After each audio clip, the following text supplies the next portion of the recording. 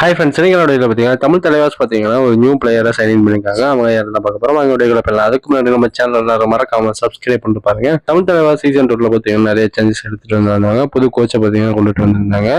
ஆனால் ரிசல்ட் பார்த்தீங்கன்னா பழைய மாதிரி தான் இருந்துச்சு. தமிழ் தலைவாஸ் பார்த்தீங்கன்னா ஸ்டார்டிங்லாம் நல்லா தான் ப்ளே பண்ணுறாங்க. ஆனால் போக போக பார்த்தீங்கன்னா மோசமாக விளாண்டுட்டு இருக்காங்க. போன சீசன்ல அர்ஜுன் தோசன் மட்டும் பார்த்தீங்கன்னா நல்லா ப்ளே பண்ணாரு. நரேந்தர் பார்த்தீங்கன்னா பெருசாக சப்போர்ட் பண்ணல. போன சீசன் 2 பார்த்தீங்கன்னா தமிழ் தலைவாஸ் பாயிண்ட் டேபிள்ல 10th பிளேஸ்ல முடிச்சாங்க. 18 மேட்ச்ல பாத்தீங்கன்னா 6 மேட்ச் வின் பண்ணிருக்காங்க. 12 மேட்ச் பாத்தீங்கன்னா லாஸ் பண்ணிருக்காங்க. 12 பாயிண்ட் மட்டும் எடுத்திருக்காங்க. நம்ம தமிழ் தலைவாஸ் பாத்தீங்கன்னா போன சீசன்ல ஜெயிக்க வேண்டிய மேட்ச் எல்லாம் பாத்தீங்கன்னா லாஸ் பண்ணியிருந்திருப்பாங்க.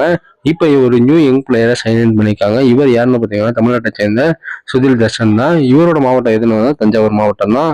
இவர் ரீசெண்டா பாத்தீங்கன்னா 51வது ஜூனியர் நேஷனல் டீம்ல பாத்தீங்கன்னா சாய் என்ற அணிக்காக விளையாண்டு இந்தியாவில் கோல்டு மெடல் பார்த்தீங்கன்னா வின் பண்ணியிருக்காரு. இவரோட பொசிஷன் பார்த்தீங்கன்னா ரைட்டரா பார்த்தீங்கன்னா விளையாண்டுக்கிட்டு இருக்காரு. ரைடிங்லாம் நல்லா பண்ணிட்டு இருக்காரு. ஒரு சில கிளிப்ஸ் பார்த்தீங்கன்னா இன்ஸ்டாகிராம்ல வந்துச்சு. தமிழ் தலைவாஸ் அவங்களோட அஃபிஷியல் இன்ஸ்டாகிராம் பேஜ்ல பார்த்தீங்கன்னா அதையும் ரிவீல் பண்ணியிருந்தாங்க. தமிழ் தலைவாஸ் இந்த மாதம் பார்த்தீங்கன்னா வின் பண்ணுவாங்கன்னு சொல்லி கமெண்ட் பண்ணுங்க. அவ்வளோதான். Bye by.